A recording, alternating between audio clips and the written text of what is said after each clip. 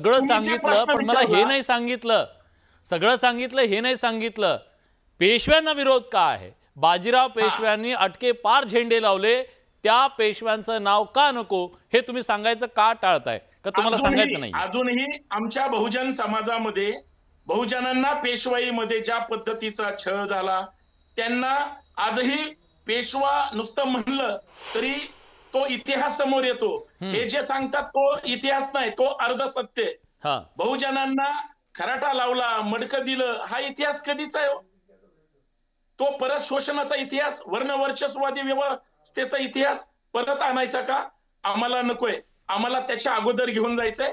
म्हणून बाजीराव पेशव्यांना विरोध आहे. याचा अर्थ ती मेधाताईंची संवैधानिक मागणी आहे, त्याला आम्हाला त्याच्यावर चर्चा नाही करायचं. आमचं काय म्हणणं आहे, अधिकृत आम्ही कागदावर मागणी केली.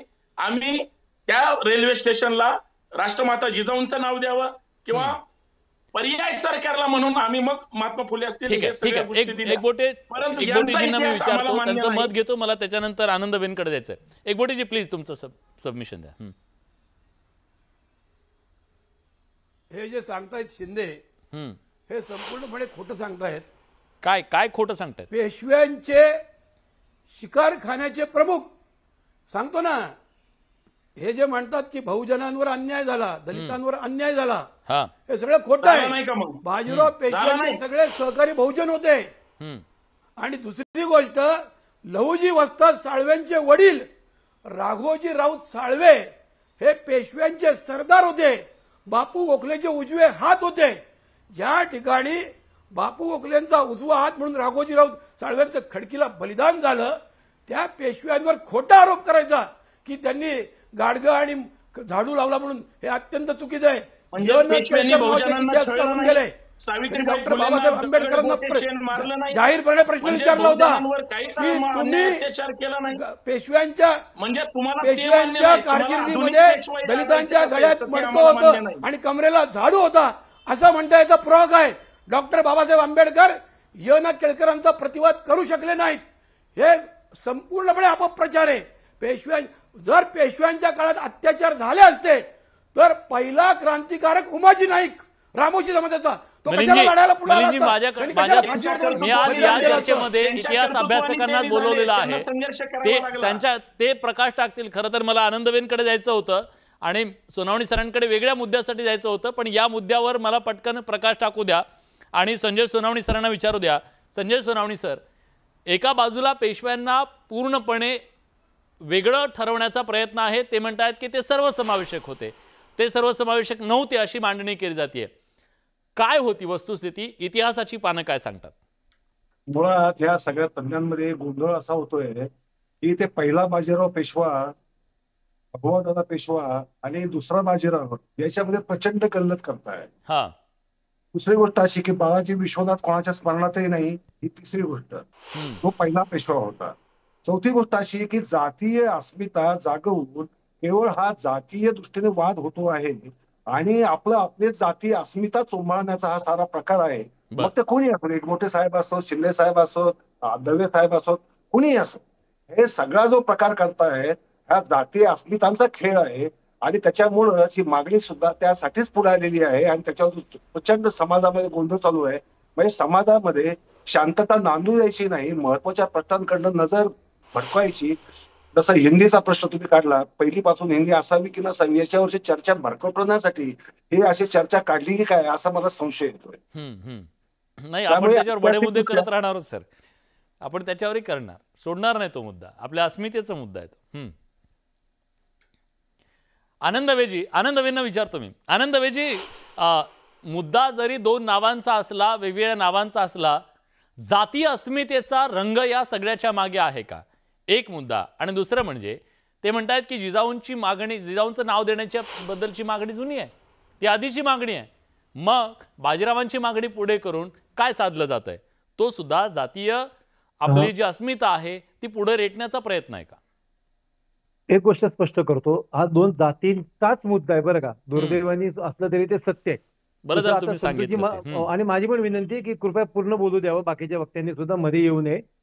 संतोषजींनी स्वतः सांगितलं 2014, 2006 साली आम्ही मागणी केली, मग 10-15 वर्षाची, आणि त्यांनी स्वतः मान्यही केलं की काळाच्या ओघात आम्ही ती मागणी पुढे रेटली नाही.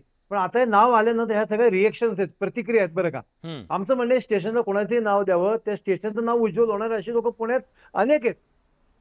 बाजीराव पेशव्यांचं नाव लागो न लागो, पेशव्यांचं नाव लहान होणार नाहीये. पेशव्यांच्या नावातनं पुणे, महाराष्ट्र, भारत आणि जग, पाकिस्तानचे पुढे जाऊन आत्ताच्या त्यांनी केलेलं इतिहास, शौर्य हे कोणी पुसू शकणार नाही. पहिलं. दुसरं मला असं म्हणायचं, मी जे आज सकाळपासून सगळ्या चॅनेलवर विचारलंय की पेशवे का नकोत, त्याचं उत्तर नाही ना. अटकेपार झेंडे लावले का नाही लावले? महाराजांचा झेंडा, शिवाजी महाराजांचा झेंडा लाल किल्ल्यावर जिथं महाराजांचा अपमान झाला होता तिथं लावला का नाही लावला? ज्या आमचं सिंहासन फोडलं महाराजांचं म्हणून औरंगजेबाचं सिंहासन फोडलं का नाही? तो फोडलं. मग सगळं करत असताना बरं, फुलेंचे अनेक स्मारक पुण्यात आहेत का? आहेत. भिडेवाडा होतोय का? होतोय. फुलेवाडा आहे का? आहे. विद्यापीठाला नाव लागले का? लागले. मग पेशव्यांच्या इतिहासामधलं शनिवारवाडा तो सुद्धा स्वतः पेशव्यांनी बांधलेला सोडला, ते पेशव्यांचं मोठं पण होईल असं काहीच झालेलं नसताना आपण पेशव्यांना का विरोध करतो आहोत, याचं उत्तरच नाहीये. आणि जे आता संजयनी का बाकीच्यांनी सांगितलं खराच्या मडकं बांधणं, मला एक साधी गोष्ट सांगावं, पेशव्यांच्या सैन्यामध्ये शिंदे, होळकर, गायकवाड, जे ते अशी अनेक बहुजन समाजातील लोक होती ज्यांनी अटकेपारपर्यंत जायला लाल किल्ल्यावर, खंडणी हा शब्द मध्यंतरी विरोधात झाला होता. आपण म्हणू की शनिवार वाड्याला लाल किल्ला काही फी देत होता, चौथाही देत होता. या सगळ्यांना कोणालाच दिसत नाही बहुजन समाजावर अन्याय होतोय आणि ते पेशव्यांच्या बाजूने उभं राहिले. आणि मी जेव्हा असं म्हणतो ना की माझ्या घरातल्या पूर्वजांवर माझ्यावर कोणी अन्याय करत होतं, तो माझा आणि माझ्या पूर्वजातल्या शौर्यत्वाचा अपमान करतोय मी, की कोणी जागा झालं नाही की का असं चाललंय आणि का अपमान केला. एवढं तुम्ही निर्दय, म्हणजे काय त्याचा शब्द नाहीये वेगळा, तुम्ही एवढं ऐकून घेत होतात की एक अन्याय करतो आणि बाकीचा अन्याय सहन करतोय. बरं, कुठे त्याचा उल्लेख दिसत नाही. म्हणजे जे पेशव्यांना साथ देणार आहे, किंवा अगदी शाहू महाराज धरू आपण, 100 वर्षाच्या पेशवेमध्ये शाहू महाराज सुद्धा 4 ते 5 झालेत माझ्या माहितीप्रमाणे. पेशवे अनेक झालेत. कोणत्याही शाहू महाराजांनी पेशव्यांना कोणत्याही असं पत्र लिहिल्याचा असा उल्लेख नाहीये की तुमच्या राज्यात बहुजनांवर अन्याय होतोय. मग शाहू महाराजांचा म्हणजे शिवाजी राजांच्या वंशजांना त्यांना पाठिंबा होता का अन्याय करायला, असं आपण म्हणायचं? किती इतिहासाचं विकृतीकरण करणार आहात? तुम्हाला पेशवे नको असतील, सरळ नाही म्हणून सांगा की जात म्हणून विरोध आहे. मग स्वतःच्या पूर्वजांचा अपमान करू नका, स्वतःच्या पूर्वजांच्या शौर्याचा अपमान करू नका, ही आमची मागणी आहे. आपल्या हजारो पिढ्या आपल्याला एकत्र राहायचंय ना. विलेज 1 मिनिट द्या. पुढची हजारो वर्ष आपल्या सगळ्या पिढ्यांना एकत्र राहायचंय. याच्या पुढं जेवढे कमी गेलेत जास्त जाणार आहेत. आपण काय इतिहास लोकांच्या समोर आणतोय? आमच्यावर अन्याय केला तुम्ही, आम्हाला मडकं बांधलं, आम्हाला खराजे बांधलं, आमच्या बायकांना नाचवलं, काय आपण बोलतो? आपल्याला एवढं तरी कळायला पाहिजे साधी गोष्ट. इतिहासाचं एवढं विकृतीकरण पुण्यासारख्या शहरात होऊ नये ही आमची इच्छा आणि अपेक्षा आहे. नावाला विरोध तुमच्या जातीवर असेल तर तुम्ही करा, तुम्हाला शुभेच्छा. ठीक आहे, मी थेट विचारतो, जातीच्या मुद्द्यावरून जातीचा रंग देत हा विरोध केला जातोय का? केवळ ते ब्राह्मण होते म्हणून त्यांना विरोध आहे का? पेशवे होते म्हणून तो विरोध आहे का? जातीचा इथं मुद्दा नाही. जी मेधाताईंनी भूमिका मांडली पेशव्यांचं नाव द्या म्हणून, आम्ही अजिबात म्हणलं नाही की त्यांची मागणी रद्द करा आणि आमची हे करा. आम्ही जे म्हणतोय ते नाव तिथं देण्यात यावं ही आमची मागणी. जातीचा रंग कोण लावतो? तुम्ही इथं पर्वतीला त्या मंदिरावर एक बोर्ड होता पेशवाईच्या काळातला, त्याच्यावर कुणबिनी 25 होनला विक्रीला मिळायच्या असा बोर्ड होता. आम्ही संघर्ष केला.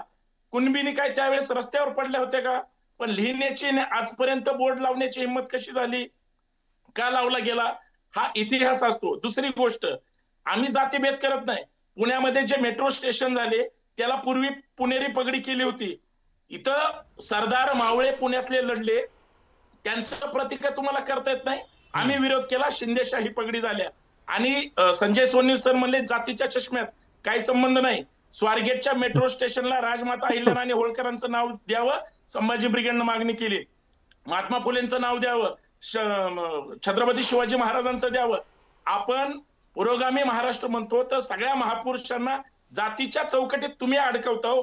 पण ज्यावेळेस एखाद्या महापुरुषांचं नाव त्या स्टेशनला, त्या शहराला दिल्यानंतर ज्यावेळेस आवाज का नाही पडतो ना, अभिमानानं ऊर भरून येतो. त्याच्यासाठी नाव द्यायचे असतात, त्याच्यासाठी प्रेरणा.